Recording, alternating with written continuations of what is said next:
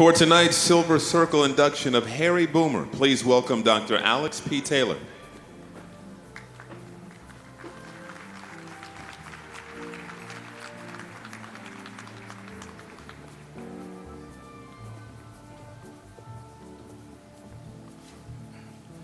Good evening.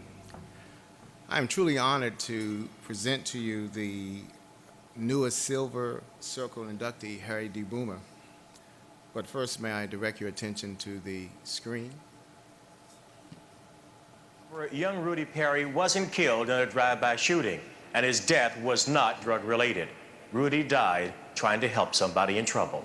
Politicians realize that much of the power in the African-American community is centered in the church. Governor George W. Bush brought his message of inclusion and upward mobility to the west side of Cleveland.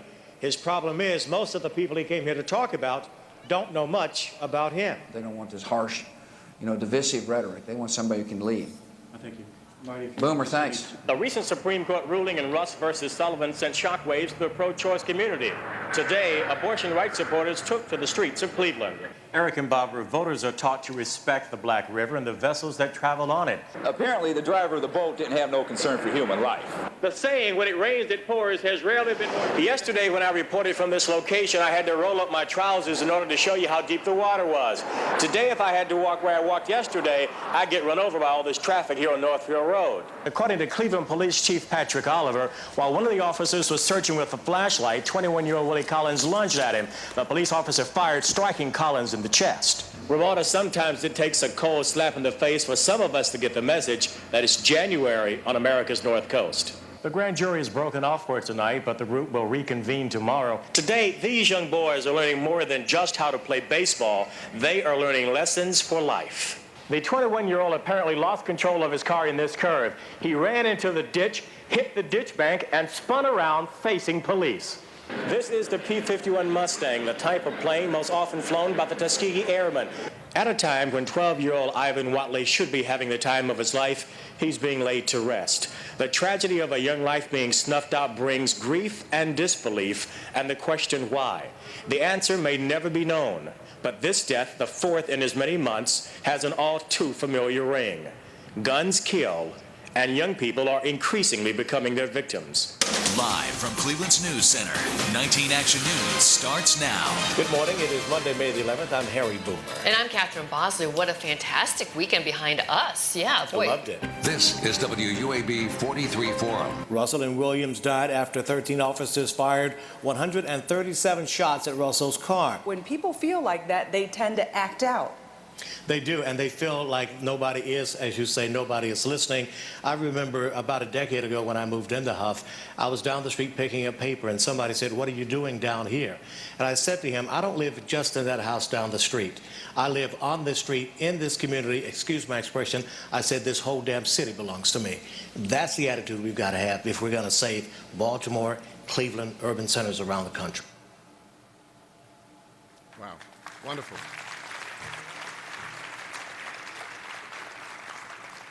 My earliest memories of my Uncle Harry in his chosen field of broadcasting was in the 1970s, back when AM and FM radio were king. Harry was the voice of urban Washington, D.C. In his nearly 44 years of broadcasting, he has truly done it all, from commercial radio to public radio to TV to cable. Harry has been a beat reporter, he's been a producer, news director, program director, and talk show host on the Harry Boomer Show. And Harry is currently the president-elect of the Greater Cleveland Association of Black Journalists for the third time. Currently, he is the noon anchor at 19 Action News in Cleveland, Ohio, and he's the executive producer of WUAB 43 Forum, a public affairs program covering community affairs. He has the current distinction of being the longest and most continuous on-air anchor and reporter on both of those stations. I would say that Harry is a truly dedicated professional. Even before he completed his formal education, I would say to you that he received his gift of talk from his father, Reverend George A. Boomer. And it is my opinion and the opinion of many family members that those sermons shaped him into the man that he is today. I'm very proud to have him as my uncle. And again, no one deserves it more than you. Uncle Harry.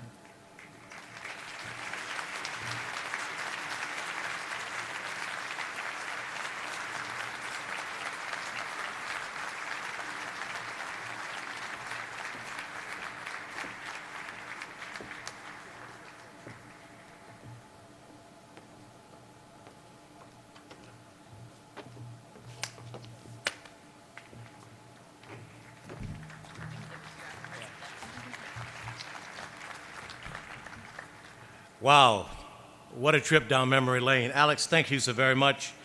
Dr. Alex P. Taylor, he is the first physician in the family. He was followed by his sister, Sabrina Gates. She's also a doctor. I'm so very pleased with Alex. I'm very honored to stand here before you this evening to accept the Silver Circle Award. The National Academy of Television Arts and Sciences, my heartfelt thanks for this honor. It's hard to believe that it's been 25 years now since I've been in commercial television news. When I was thinking about receiving this prestigious Silver Circle Award, I realized I'd only included my commercial television experience, but for long before that, I had hosted and produced the Harry Boomer Show on cable TV in Metro Washington. If I'm nominated in a few years, you guys will understand the discrepancy. I did not add that into this award. Speaking of years, I recall my first microphone, and yes, I'm going to take you back there. It was a stand of trees across a ditch bank on the other side of some railroad tracks that ran past the house on our 15-acre farm in rural North Carolina. My father, the late Reverend G.A. Boomer, bought me a child's Bible with lots of pictures and big print that I used to love to read. When nobody was at home, I used to stand on that ditch bank using the turned-over barrel as my pulpit, and I would preach to the birds and the bees, the flowers and the trees. My childhood voice reverberating back at me. I used to love to hear my amplified voice bouncing back at me from the trees. My earliest memory of wanting to be on television was as I sat at the foot of my dear departed mother's bed, warmed by the heat of her heart and the warmth of the wood stove, the only source of heat in the house except for the kitchen stove. I sat there night after night watching David Brinkley and Chet Huntley.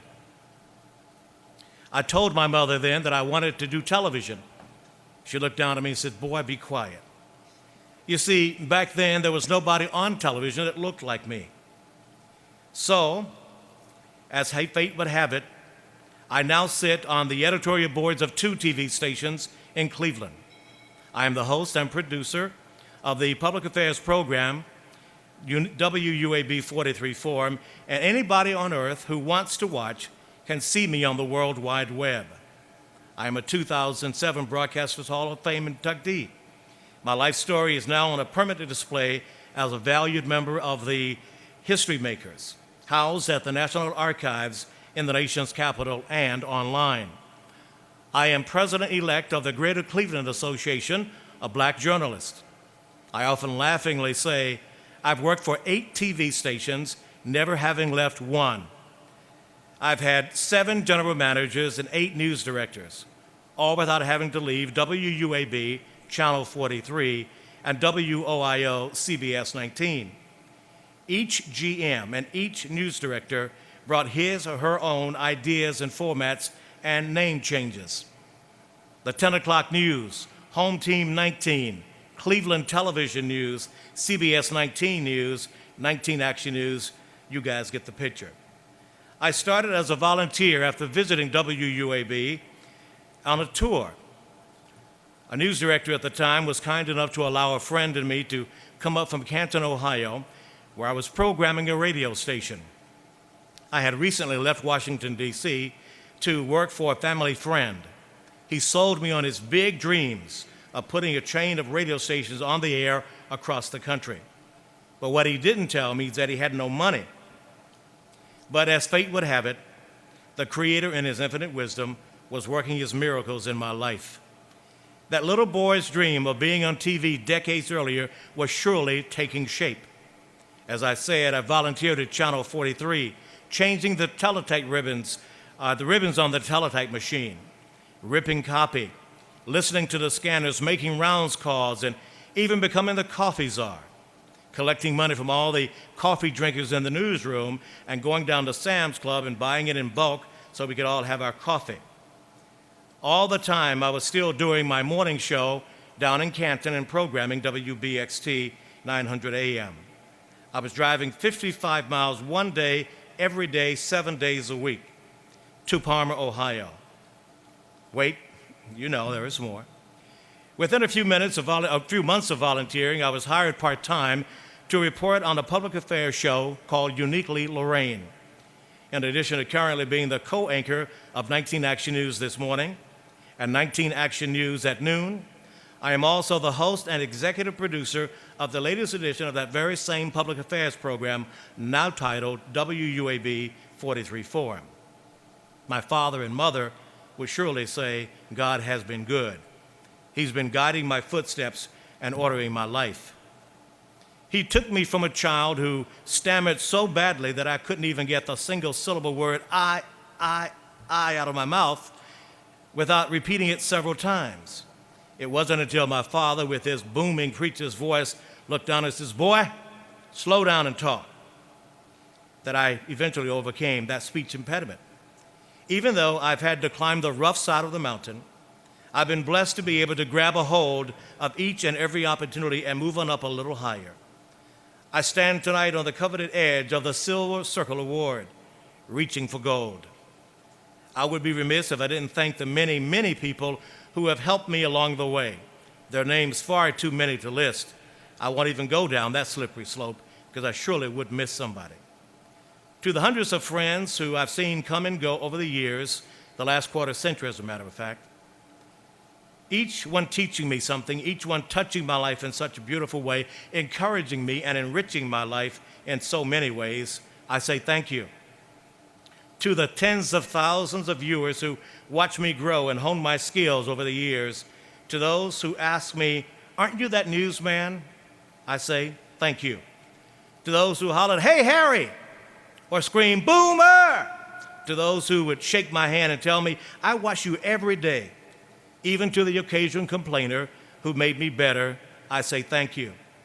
To those who honored me by asking me to talk to students at school, to be masters of ceremony, to moderate a panel discussion, to speak at their churches and to their organizations, to those people who said yes when I called to set up interviews, to the families who allowed me into their homes in the face of almost unspeakable tragedy in their lives, I say thank you. To all of the general managers and news directors and photojournalists and video editors who turned my radio into television, thank you. To the assignment desk and other coworkers who, like the producers, some who complained when my reports would run a little long, yeah, like this speech, I admit it, I'd say a collective thank you. I could not have done it without you.